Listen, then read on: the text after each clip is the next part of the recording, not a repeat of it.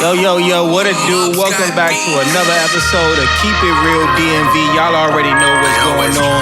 It's your boy Honcho, Big Ghost in the building, you know what I'm saying? Of course. Happy holidays to y'all, man, because we probably don't drop another one of these before Christmas here. What's this today, the 11th? I don't know, we might can get one more in for y'all. But again, happy holidays, you know what I'm saying?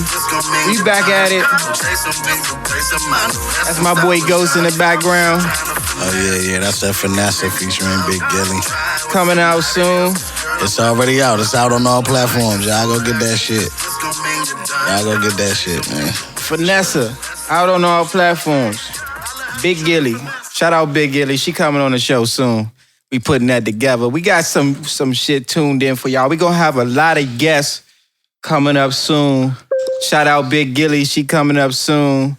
Shout out to Fanny B. It's going to be a lot of people coming on this show, man. We ain't going to tell y'all everybody who's going to be on here. And we going to be having some hot topics. Some stuff going on, man, you know? But, man, we keeping it real DMV, bro. We going to start it out, though, but my motherfucking birthday was just passed and shit. Happy belated birthday, man. 36. You know what I'm saying? Niggas is getting old. We've been around for a lot of music. A lot of events, bro. A lot of history. I really was just talking to somebody about some old shit. You know what I'm saying? It's an Indian dude at my job and shit.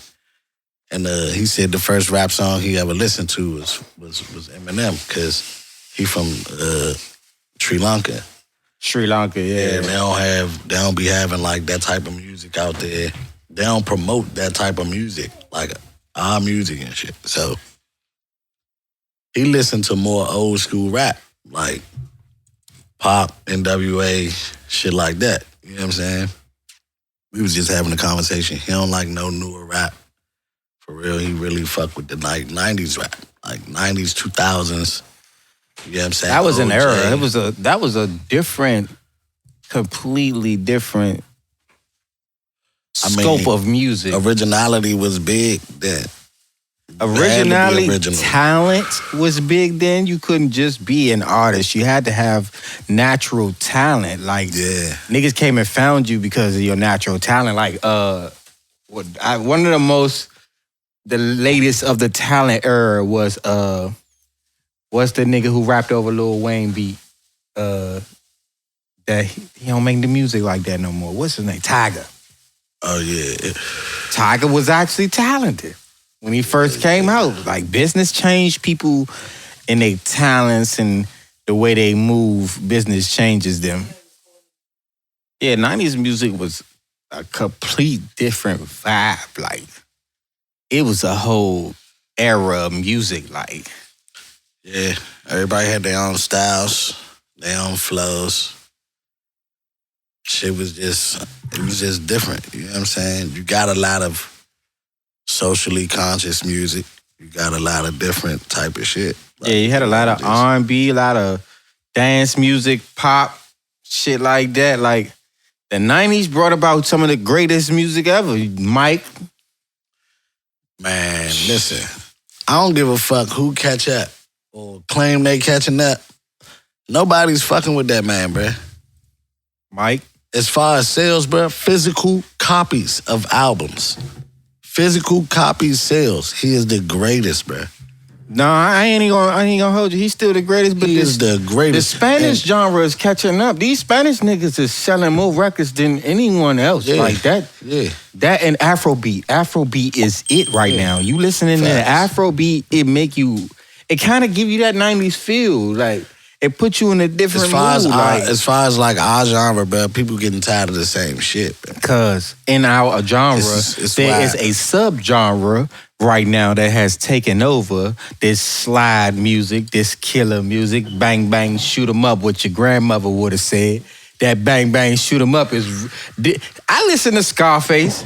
I listen to motherfucking 8-Ball, MJG, Project Pat, motherfucking Pastor Troy. Like, we listen to some gangster ass shit. Like, but this shit now, it ain't even gangster. It's just all you gonna hear about every type of gun known to man, every caliber bullet, Every hood that's getting slid on. What's being said about DMV artists? I don't agree about the DMV rap style. Because I think music is music and it's like art. Art should be accepted however it is painted. You know what I'm saying? But music also the has most to do with popular DMV music right now, this slide shit, that offbeat rap, I don't not fuck with the offbeat rap necessarily, because some of these niggas making that shit pop. Like KP Skywalker got his own fucking style with that shit, and it's just like, it's hot. I just like fuck with Slim shit. But there are a lot of other artists that came from the DMV, no discredit to their actual talent. It's just not pleasing to the ears. I'm gonna leave it there. Man, that shit not pleasing to the ears at all. I ain't gonna, but I got different ears.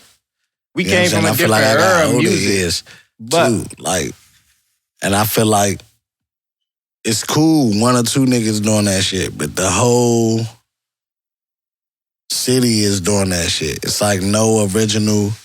It's hard to find a nigga that. But to their credit, like they say though, we probably one of the only places that say that shit. But that in Florida and shit like that, they sound alike. In Detroit, they sound alike. I used to live out there, bro. Chicago, I ain't listen to that shit. Like that Detroit flow, that's a lot of Detroit like shit, rappers like rap like that. So you and can't. That's why a lot of them niggas don't really go nowhere. I mean, I'm gonna keep it a bean. Like they grab T Grizzly, bro, and now every nigga that rap out there, they say they rap like T Grizzly, and that's they don't, because BDF Pac-Man, hold on, he got his own flow, and that shit cranking. It's not a T Grizzly style, is it? It's a Detroit style. It is. There are a lot of other rappers who rap like that in Detroit. It's a Detroit style. It's a nigga named Payroll that was popping way before T Grizzly. That was fucking with Jeezy out there. The East Side Boys and all that shit. And that's a Detroit style, but when you hear I Detroit, just don't who do you with think it. Of? Big Sean? Yeah, majorly. But his rap style not don't like sound them. nothing like exactly. Detroit. 42 Doug. 42 Doug be cranking too. I ain't gonna hold you. He don't, I don't even. He can dig in I don't bag. listen to all the 42 Doug music because I don't like all the 42 Doug music. No discredit to 42 Doug as an artist. I just he personally. He can dig in the Detroit bag, but he don't, bro. That BDF Pac-Man shit though. He rap like cranking. Him. You know what I'm saying? He rap more like a South nigga, and that's why I feel like niggas be gravitating to him. He do sound like a nigga further from the South. But what part? He from the D? Yes, bro. A lot of them niggas family from the South, so a lot of them niggas talk country and shit. Yeah. Now that I think of it, that's perplexing, because 42 Doug do not sound like no other Detroit artist I ever heard. He do sound like a Southern nigga. Yo, that shit crazy, bro. You know what I'm saying? So when it comes to here, and it be topics, like, niggas don't be talking about shit. Facts. So do you think DMV rap is because a lot of it is street beefs being displayed in music and not artists displaying versatility?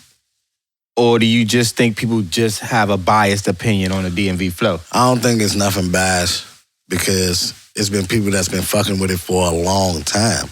There are a lot of out-of-state people who fuck with it, but there are more people who do not fuck with the DMV It's just flow. like, I feel like people getting tired of hearing the same shit. It ain't even about just the DMV, like in music, period. Like in music has gone very in the genre, violent, negative. Period. Motherfuckers is just it's real beef. It's music, bro. Like, I feel you. You know what I'm saying? Show through the art, but you don't gotta show that type of shit consistently. Like, nigga, you go through other shit. You party, you chill, you got other moods, you got feelings and shit. You know what I'm saying? Yeah, bro. Other like, you supposed to express niggas don't display nothing but who aggression. you really are through the music, and all you know what I'm saying? And that shit is energy. When you listen to certain shit, you feel a certain way. You do. It's transference of energy, but that's a whole different that's a whole different podcast. Transference of energies and vibrations and vibrating on certain levels. Like, that shit is wicked. And then you don't understand that the music push certain vibrations, and they wondering why you vibrating at a very low frequency. Mm-hmm. We got low vibration music. They tell you about it. That even the videographers are tired of shooting these dark ass, gloomy ass videos with all these guns and shit. Like niggas deaf, they at niggas grave sites. They just disrespectful and no code, no morals, no respect. Unless you doing a tribute song, why you at a grave site? Niggas is on the upstairs. Like that's how why you got a video with 1,000 niggas in it and with guns and shit? Where are the females? Where are the women? Like, what is really going on? You know what I'm saying? And talking about music, it's a lot of niggas selling their catalogs right now. But is their catalogs worth what they getting? Like Rick Ross just offered to buy Tony Yayo and Lloyd Banks' catalog from 50 for $2 million. Young Buck too. For $2 million collectively. Now, my personal opinion, yes, Young Buck, G Unit, that even Lloyd Banks and Tony Yayo. Lloyd Banks had some glow for a minute. Lloyd had some glow for the G Unit. So and I was a fan.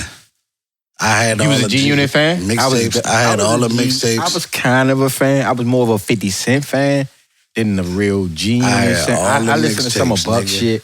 I had all the mixtapes. And at that time, I was big on punchline rappers. Fab, I was a Fab fan. The era of music we came from was punchlines, bars, and similes, metaphors. It was heavy. Lloyd Banks was like one of my favorite motherfuckers, bro. Like, all his freestyles, all that shit, he was fire. I was fucking with Dro. Dro was my nigga, bro. I used to crank that album for a whole year. Slim. I ain't gonna hold you. But that nigga had bars. Their catalog, son, is worth more than $2 million.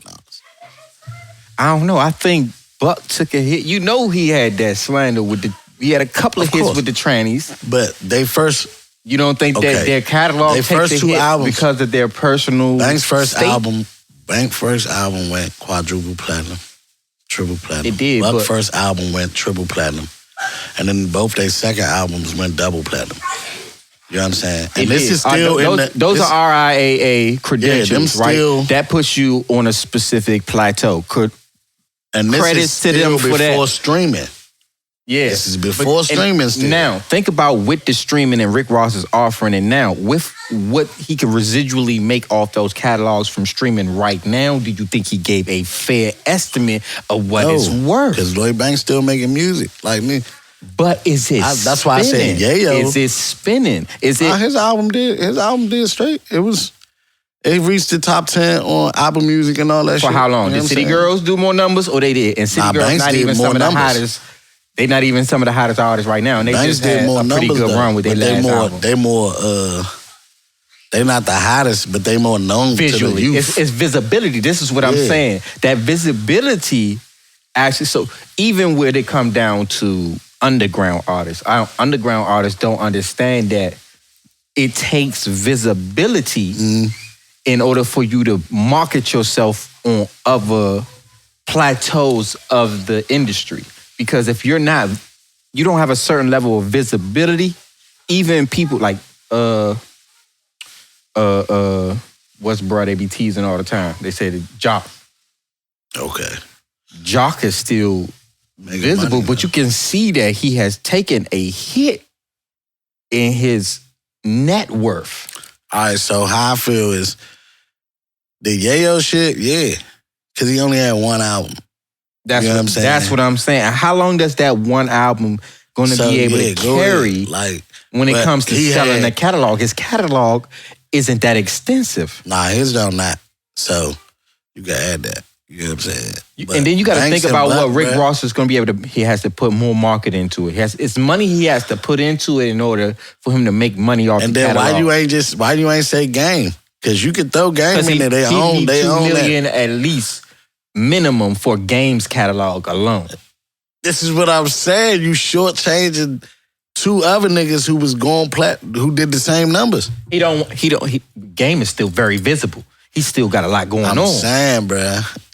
His music actually, Game has hits. There are some hits with Game. Game actually has some hits. Like, there are a few songs that Game on that regularly you might still hear on the radio or on internet radio or shit like that. Yeah, you'll still. What's on the radio? I don't hear no Young Buck, Tony Yayo, Lloyd Banks. You might hear Lil Lloyd Banks every now and then. They might even on because you know they do the throwback.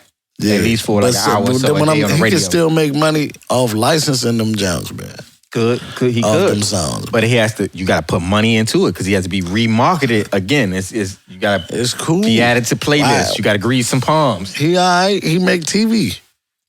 But that's Lloyd Banks. We talking about Tony Yayo and Young Buck too. All right, well, he fuck with Yayo, so that's... I think the bulk of that $2 million catalog came probably off of Lloyd Banks. Yayo to 50 is like Bleak to Jay. So that ain't nothing. You think that 50 gonna sell? Fuck no. No. Why would he?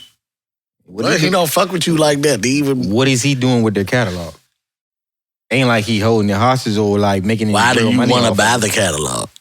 Something Rick Ross wants to do with it. But what though? Like, I mean, just try to be he may have talked to somebody in business. There's a reason why artists are selling their catalogs, but to get beyond that, there's a reason why people are approaching artists to buy their catalogs. Maybe Rick Ross has talked to someone and figured out why they're buying catalogs.